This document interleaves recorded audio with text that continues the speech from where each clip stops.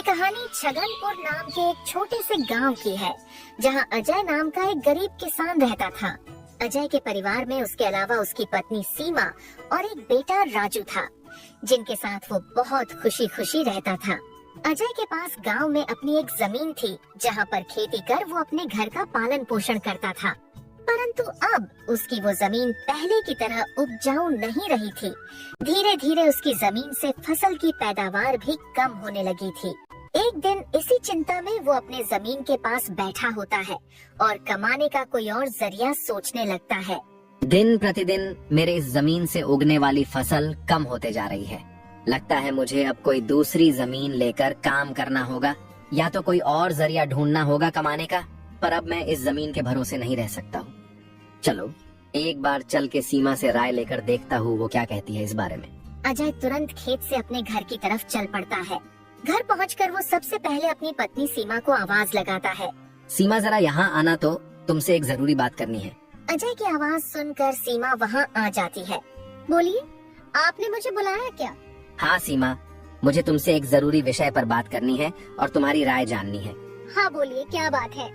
सीमा, तुम तो जानती हो हमारी जमीन अब पहले की तरह इतनी उपजाऊ नहीं रही है, और अगर मैं ज्यादा खाद वगैरह डालने की कोशिश करूंगा तो कहीं उसकी मिट्टी और खराब ना हो जाए। इसलिए सोच रहा हूँ कि कुछ समय के लिए उस जमीन पर खेती करना छोड़ दो। हर साल थोड़ी थोड़ी खाद उसमें डालता रहूंगा, जिससे कुछ सालों बाद वो पहले की तरह उपजाऊ हो जाएगी। फिर उसमें खेती करना शुरू कर दूंगा। हाँ, ये ठीक रहेगा। इससे आपकी जमीन भी सही रहेगी और उसमें उगने वाली फसल भी। हाँ, पर तब तक मैं क्या करूं? क्योंकि मेरे पास दूसरी तो कोई जमीन नहीं है, तो घर का खर्च चलाने और राजू के पढ़ाई के लिए कहां से पैसे जुटा पाऊंगा? आप एक काम क्यों नहीं करते, एक बार जाकर गांव के जमींदार काका से मिल लीजिए। वो तो बहुत अच्छे और नेक दिल है, वो आपकी जरूर कोई मदद करेंगे। हाँ सीमा, ये ठीक रहेगा, क्योंकि काका अगर कोई नया काम भी करने बोलेंगे तो वो उसमें भी मेरी मदद कर देंगे। ठीक है सीमा, तो मैं कल सुबह सुबह ही काका से मिलने उनके घर चला जाऊंगा।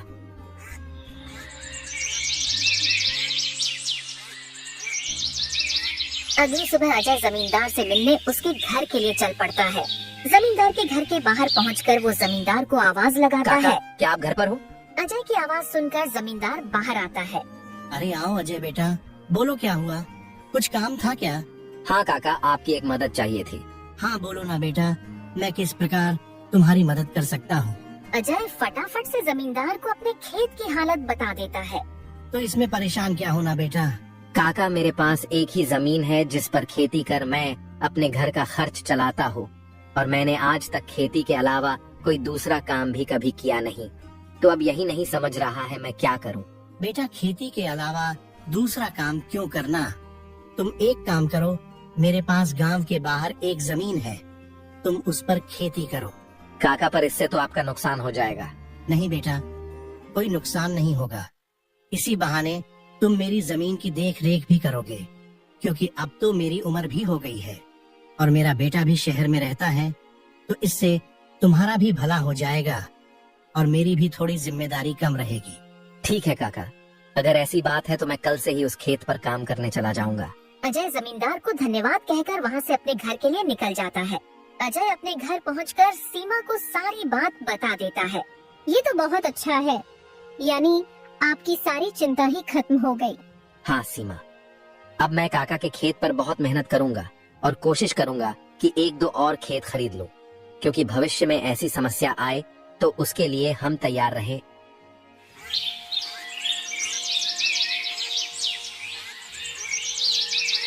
अगली सुबह अजय जमींदार के खेत पर काम करने निकलने वाला होता है तो सोचता है, काका की जमीन गांव के बाहर है, तो शायद शाम को आते आते देर हो जाए, इसलिए सीमा को बोलकर जाता हूँ।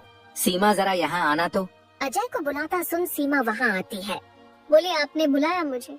हाँ सीमा, सुनो, काका का खेत गांव के बाहर है, तो मुझे शाम को घर लौटने में थोड़ी देर भी हो सकती है। तो अगर मुझे देर हो जाए तो तुम और राजू खाना खाकर सो जाना। ठीक है, पर अपना ध्यान रखना। और हाँ, 1 मिनट रुकना, मैं आपके खाने का डिब्बा लेकर आती हूँ, वो लेकर ही जाना। फिर क्या था, अजय अपना खाने का डिब्बा लेकर गांव के बाहर वाली जमीन पर काम करने चल पड़ता है। चलते चलते कुछ समय बाद वो गांव के बाहर वाली जमीन पर पहुंच जाता है। चलो अब पहुंच गया हूँ तो फटाफट से खेत पर काम करना शुरू कर देता हूँ। अजय अपनी कुदाल उठाकर खेत पर काम करना शुरू कर देता है। अजय को अभी काम करते कुछ समय हुआ ही था कि तभी पीछे से एक सांप आकर उसे काट लेता है। सांप के काटने के कुछ समय में ही अजय चक्कर खाकर वहीं गिर जाता है। यहाँ अजय सांप के काटने से बेहोश हो चुका था, पर गांव के बाहर होने के कारण उसकी खबर अब तक उसके घर वालों को नहीं चलती है। सुबह की अब रात हो जाती है और सीमा अजय का इंतजार कर रही होती है। माँ को इतने परेशान देख राजू पूछता है, क्या हुआ माँ, पिताजी अब तक क्यों नहीं आए? बेटा तुम्हारे पिताजी आज काम करने जमींदार काका के गांव के बाहर वाली जमीन पर गए हैं और उन्होंने मुझे बोला भी था कि उन्हें आते आते देर हो जाएगी, पर अब कुछ ज्यादा ही समय हो गया है। माँ आप क्यों फिक्र कर रही हो? पिताजी ने जब बोला था कि उन्हें आने में देर होगी तो कुछ सोच समझ कर कहा होगा। एक काम कीजिए, आप जाकर सो जाइए। राजू की बात सुनकर सीमा अपने कमरे में सोने के लिए चली जाती है। अगली सुबह भी जब सीमा देखती है कि अजय अब तक घर नहीं आया है, तो परेशान होकर वो सीधा जमींदार से मिलने उसके घर की ओर चली जाती है। सीमा जमींदार के घर पहुंचकर उनसे अजय के बारे में पूछने लगती है। नमस्ते जमींदार काका। नमस्ते बेटी, बताओ कैसे आना हुआ? काका अजय कल आपके गांव के बाहर वाले खेत में काम करने गए थे, पर अब तक घर नहीं आए हैं। क्या कहा बेटी? अजय कल गया था और अब तक घर नहीं आया?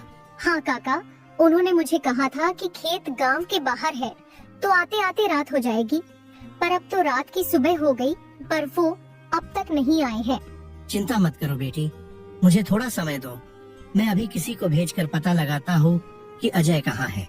जमींदार तुरंत अपने घर में काम करने वाले घनश्याम को अजय को देखने अपने खेत पर भेजता है। कुछ समय के बाद घनश्याम जमींदार के खेत पर पहुंच जाता है और वहां का दृश्य देखकर वो परेशान हो जाता है। ये क्या, अजय का तो पूरा शरीर नीला पड़ चुका है। मुझे लगता है इसे किसी सांप ने काटा है। मुझे तुरंत जमींदार जी को ये बात बतानी पड़ेगी। घनश्याम वहां से भागते भागते जमींदार के घर के लिए निकल जाता है। घनश्याम जैसे ही जमींदार के घर पहुंचता है, उसके कुछ कहने से पहले ही जमींदार उससे पूछने लगता है। क्या हुआ घनश्याम बेटा, तुम इतना दौड़ते हुए क्यों आए और क्या तुम्हें अजय मिला? घनश्याम जमींदार को सारी बात बता देता है जो उसने खेत में देखी थी। घनश्याम जब जमींदार को सारी बात बता रहा होता है, तभी वहाँ पास में खड़ी सीमा भी सारी बात सुन लेती है और रोने लगती है। घनश्याम, तुम सबसे पहले वैद्य जी को लेकर वहाँ पहुँचो, मैं सीमा बेटी को लेकर वहाँ आता हूँ। घनश्याम को वैद्य जी के पास भेजने के बाद जमींदार सीमा को समझाने लगता है। सीमा बेटी, पहले तो तुम रोना बंद करो और जल्दी से मेरे साथ चलो, क्योंकि तुम्हारे रोने से अजय ठीक नहीं होगा। फिर क्या था, जमींदार सीमा को लेकर अजय को देखने उसके खेत के तरफ निकल जाता है और घनश्याम वैद्य जी को लेने दूसरी तरफ निकल जाता है। जमींदार और सीमा जब वहाँ पहुँचे तो उन्होंने देखा अजय बेहोश हालात में खेत में गिरा था और उसका पूरा शरीर नीला पड़ चुका था। सीमा अजय के पास बैठकर रोने लगती है। तभी वहाँ वैद्य जी आ जाते हैं। वैद्य जी के आते ही सीमा वहाँ से हट जाती है और वैद्य जी अजय की हालत का जायजा लेने लगते हैं। क्या हुआ वैद्य जी, अब कैसी है अजय की हालत? देखिए जमींदार जी, मैं आपको झूठ बोलकर अंधेरे में नहीं रखना चाहता हूँ, पर अजय की हालत बहुत खराब है। वैसे तो मैंने उसे जहर को काटने वाली औषधि दे दी है, परंतु जहर अजय के अंदर कुछ ज्यादा समय तक रह गया है, जिस कारण वो प्रगाढ़ बेहोशी के हालत में चला गया है। प्रगाढ़ बेहोशी, ये क्या होता है वैद्य जी?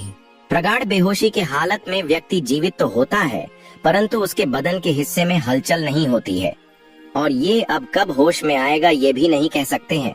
वैद्य जी, तो अब हम क्या करें? देखिए जमींदार जी, अभी के लिए मैं कुछ दवाइयाँ दे रहा हूँ, उसे समय समय पर पानी में मिलाकर देना, बाकी तो सब ऊपर वाले के भरोसे हैं। वैद्य अजय की हालत का जायजा लेकर और दवा देकर वहाँ से चले गए। फिर कुछ गांव वाले अजय को लाकर उसको उसके घर के बिस्तर पर लिटा देते हैं। देखो सीमा बेटी, तुम बिल्कुल चिंता मत करना, तुम अजय की अच्छे से देखभाल करो, देखना वो बहुत जल्द ठीक हो जाएगा और तुम्हें अगर किसी भी चीज की कोई भी जरूरत हो तो मुझे जरूर बता देना, और हर महीने मैं तुम्हारे लिए और राजू के लिए कुछ पैसे भेजता रहूंगा, पर तुम हिम्मत मत हारना। आपका बहुत बहुत धन्यवाद काका, आप हम लोगों की बहुत मदद कर रहे हो। जमींदार फिर वहाँ से सीमा को दिलासा देकर चले जाते हैं। जमींदार के जाने के बाद वहाँ राजू आ जाता है और अपने पिता की हालत देखकर सीमा से उसका कारण पूछने लगता है। माँ, ये पिताजी को क्या हुआ है? बेटा, तुम्हारे पिताजी को कल खेत में सांप ने काट लिया है, जिस कारण वो बेहोश हो गए हैं। माँ, तो पिताजी होश में कब आएंगे? बेटा, वैद्य जी ने कुछ दवाइयाँ दी है और उन्हें समय समय पर पिलाने कहा है। उन्होंने बोला कि उन दवाइयों से वो बहुत जल्द ठीक हो जाएंगे।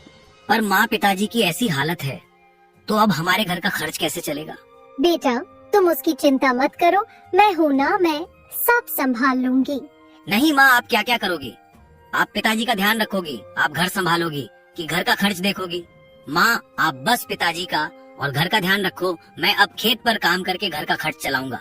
राजू की ऐसी बातें सुन सीमा भावुक हो जाती है। नहीं बेटा, तुमको काम करने की कोई जरूरत नहीं है, मैं सब संभाल लूंगी, तुम बस अपने पढ़ाई का ध्यान रखो। तुम्हारे पिताजी का सपना है कि तुम बहुत बड़े अफसर बनो और मैं तुम्हें वो बनाकर रहूंगी, भले उसके लिए मुझे कितनी भी मेहनत क्यों ना करनी पड़े। फिर सीमा राजू को वहाँ से पढ़ने भेज देती है। मुझे अब कुछ करना ही होगा, क्योंकि मैं अब अजय का ठीक होने का इंतजार तो नहीं कर सकती हूँ। मुझे अब खुद जाकर खेती करनी होगी और हो सके तो कोई और काम भी देखना होगा। अगली सुबह सीमा सीधे जमींदार से मिलने पहुंच जाती है। नमस्ते जमींदार काका। नमस्ते बेटी, बताओ कैसे आना हुआ और अजय की तबीयत अब कैसी है? काका, अजय की तबीयत फिलहाल तो वैसी ही है और मुझे आपकी एक मदद चाहिए थी, इसीलिए मैं आपसे मिलने चली आई। हाँ, बोलो ना बेटी, मैं तुम्हारी किस प्रकार मदद कर सकता हूँ? काका, मैं चाहती हूँ कि जो जमीन आपने अजय को दी थी काम करने के लिए, आप मुझे उस पर काम करने की इजाजत दे दें, ताकि मैं उस पर काम करके अपने घर का खर्च और राजू की पढ़ाई करा सकूं। बेटी, पर तुम्हें वहाँ काम करने की कोई जरूरत नहीं है, मैं हूँ ना, मैं तुम्हारे घर के लिए जो भी खर्च लगेगा हर महीने भेज दिया करूँगा। नहीं काका, आपने अब तक हमारी बहुत मदद की है, अब आप बस मुझे आपके खेत में काम करने की इजाजत दे दीजिए। मैं अब खुद काम करके अपना घर चलाऊंगी और अपने बेटे को बड़ा अफसर बनाऊंगी। जमींदार सीमा को बहुत समझाने की कोशिश करता है, पर सीमा जमींदार की बात मानने तैयार नहीं थी। आखिर में सीमा की बातें सुनने के बाद जमींदार सोचने लगता है। मुझे लगता है सीमा मेरी बात नहीं मानेगी, पर अगर वो काम करने इतने दूर जाएगी तो वो अजय का ध्यान नहीं रख पाएगी। एक काम करता हूँ, मैं सीमा को मेरी गांव के अंदर वाली जमीन पर काम करने के लिए कह देता हूँ, ताकि वो खेतों पर काम भी कर सके और अपने घर का ध्यान भी रख सके। ठीक है सीमा बेटी, मैं तुम्हें अपने खेत पर काम करने की इजाजत तो दे सकता हूँ, पर तुम्हें मेरी एक बात माननी होगी। हाँ काका, बोलिए ना। बेटी, तुम्हें मेरे गांव के बाहर वाले खेत पर काम करने की कोई जरूरत नहीं है। मेरे पास तुम्हारे घर के नजदीक भी एक खेत है, तुम वहाँ काम कर सकती हो, ताकि तुम अपने घर का और अजय का दोनों को ख्याल रख पाओगी। काका, ये तो और भी अच्छा रहेगा, इससे तो मेरी बहुत मदद हो जाएगी। बेटी, पर एक छोटी सी समस्या है, वो खेत बाहर वाले खेत से थोड़ा छोटा है। हाँ तो कोई बात नहीं है काका, वो खेत मेरे घर से नजदीक है, वही बहुत बड़ी बात है। मैं खेत में काम करने के साथ साथ दूसरे के घर का काम भी करना शुरू कर दूंगी, ताकि उन पैसों से मैं राजू की पढ़ाई का खर्च निकाल सकूं। बेटी, पर तुम्हें इतना काम करने की क्या जरूरत है? काका, मुझे काम करना ही होगा। अजय का सपना था कि राजू पढ़ लिख कर बड़ा आदमी बने। अगर मैं मेहनत नहीं करूंगी तो उसका सपना अधूरा रह जाएगा। राजू की पढ़ाई के लिए और घर चलाने के लिए मुझे हर हाल में ये जिम्मेदारी उठानी पड़ेगी। जमींदार सीमा के संकल्प और साहस से भावुक हो जाते हैं। ठीक है बेटी, तुम्हारी मेहनत देखकर मुझे पूरा भरोसा है कि तुम जरूर सफल होगी। मैं तुम्हारी हर संभव मदद करूंगा। तुम कड़ी मेहनत करो, भगवान भी तुम्हारे साथ है। सीमा ने जमींदार के गांव के अंदर वाले खेत पर काम करना शुरू कर दिया। वह सुबह खेत पर काम करती और दोपहर के बाद गांव के घरों में सफाई और खाना बनाने जैसे छोटे मोटे काम करने जाती। धीरे धीरे सीमा की मेहनत रंग लाने लगी। खेत में अच्छी फसल हुई, जिससे उसका घर चलने लगा और जो पैसे वह दूसरों के घरों में काम करके कमाती थी, वह राजू की पढ़ाई में खर्च करने लगी। बेटा, मैं चाहती हूँ कि तुम मन लगाकर पढ़ाई करो। तुम्हारे पिताजी का सपना है कि तुम अफसर बनो। मैं तुम्हारे लिए हर मुश्किल को पार कर लूंगी। माँ, मैं कड़ी मेहनत करूंगा। एक दिन मैं पिताजी का सपना पूरा करके दिखाऊंगा। सीमा की मेहनत और त्याग से गांव के लोग भी प्रेरणा लेने लगे। उन्होंने देखा कि कैसे एक माँ अपने परिवार के लिए हर कठिनाई का सामना कर रही है। इसी बीच अजय की हालत धीरे धीरे सुधरने लगी। वैद्य जी की दवाओं और सीमा की देखभाल ने जहर का असर कम कर दिया। एक दिन अचानक अजय को होश आ गया। अजय को होश में आते देख सीमा बहुत खुश हो गई। अजय, तुम्हें होश आ गया। भगवान ने मेरी मेहनत और दुआएं सुन ली। सीमा, मैंने तुम्हें और राजू को बहुत परेशान किया।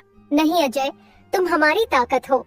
जब तक तुम ठीक हो रहे थे, मैंने हर जिम्मेदारी संभाली और देखो, अब सब कुछ ठीक हो रहा है। अजय धीरे धीरे पूरी तरह ठीक हो गया। उसने सीमा की मेहनत और त्याग देखकर प्रण लिया कि अब वह उसके साथ कंधे से कंधा मिलाकर परिवार को आगे बढ़ाएगा। राजू की पढ़ाई भी सफलतापूर्वक चलती रही और कुछ सालों बाद वह एक बड़ा अफसर बन गया।